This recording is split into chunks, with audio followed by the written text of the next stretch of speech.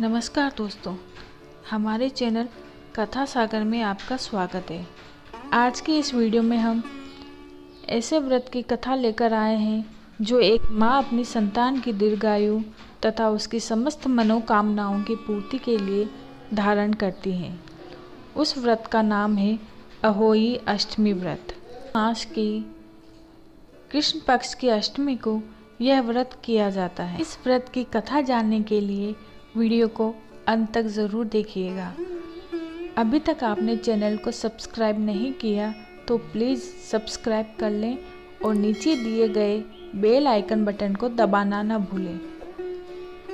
तो आइए जानते हैं अहोई अष्टमी व्रत की कथा। अहोई को अनहोनी शब्द का अपभ्रंश कहा जाता है और माँ पार्वती किसी भी प्रकार की अनहोनी को टालने वाली होती है। इस कारण ही अहोई अष्टमी के व्रत के दिन माँ पार्वती की आराधना की जाती है।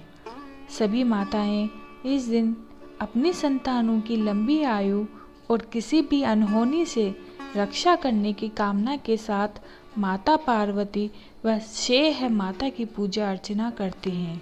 अब जानते हैं अहोई अष्टमी की कथा। एक साहूकार था जिसके 7 बेटे और 7 बहुएं थीं।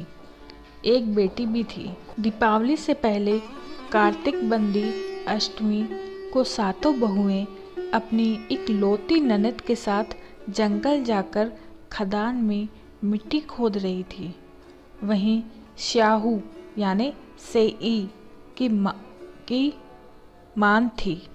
मिट्टी खोदते समय ननद के हाथ से सेई का बच्चा मर गया। श्याहू माता बोली कि मैं तेरी कोख बांधूंगी। तब ननद अपनी 7 भाभियों से बोली कि तुम में से मेरे बदले कोई अपनी कोख बंधवा लो।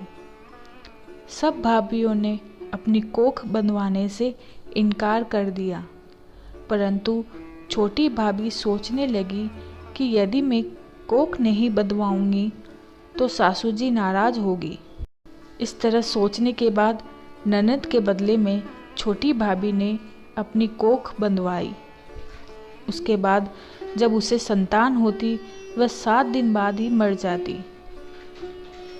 एक दिन उसकी सास ने पंडित को बुलवाकर पूछा कि मेरी बहू की संतान 7वें दिन क्यों मर जाती है। तब पंडित ने सारी बात बताई और बहू से कहा कि तुम सुरही गाय की पूजा करो और सुरही गाय श्याऊ माता की भाईली है। वह तेरी कोख छोड़े तब तेरा बच्चा जिएगा। इसके बाद से वह बहू प्रातःकाल उठकर चुपचाप सुरही गाय के नीचे सफाई आदि कर जाती।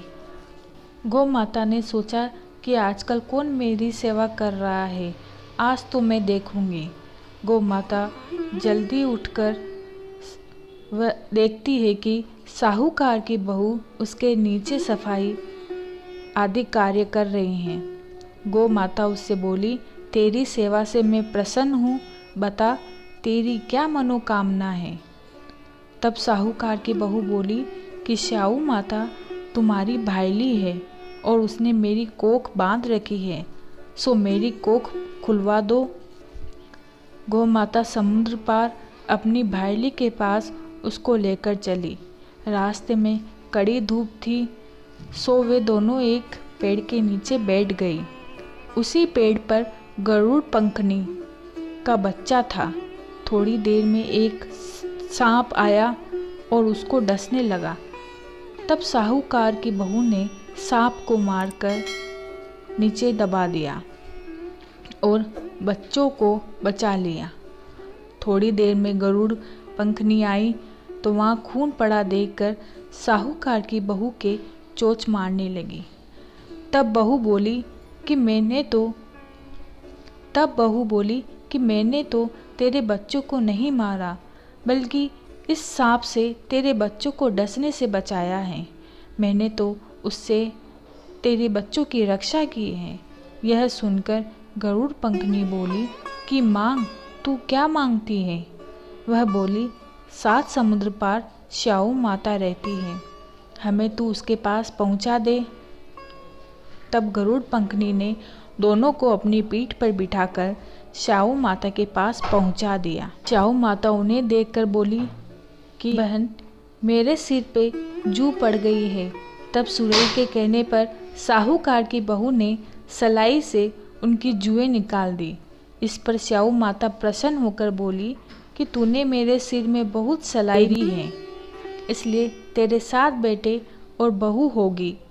वह बोली, मेरे तो एक भी बेटा नहीं, 7 बेटे कहाँ से होंगे। स्याऊ माता बोली, वचन दिया है, वचन से फिरूं तो धोबी के कुंड पर कंकरी होऊं। तब साहूकार की बहू बोली, मेरी कोख तो तुम्हारे पास बंद पड़ी है। यह सुन स्याऊ माता बोली कि तूने तो मुझे ठग लिया है। मैं तेरी कोख खोलती तो नहीं, परंतु अब खोलनी पड़ेगी। जा, तेरे घर तुझे 7 बेटे और बहुएं मिलेंगी। तू जाकर उजमन करियो, 7 अहोई बनाकर 7 कढ़ाई करियो। जब वह लौटकर घर आई तो वहाँ देखा 7 बेटे 7 बहुएं बैठी थी और वह खुश हो गई। उसने 7 अहोई बनाई और 7 उजमन किए और 7 कढ़ाई की। रात्रि के समय जेठानियाँ आपस में कहने लगी कि जल्दी जल्दी धोख पूजा कर लो, कहीं छोटी बहू बच्चों को याद करके न रोने लगे। थोड़ी देर में उन्होंने अपने बच्चों से कहा, अपनी चाची के घर जाकर देख आओ कि आज वह अभी तक रोई क्यों नहीं।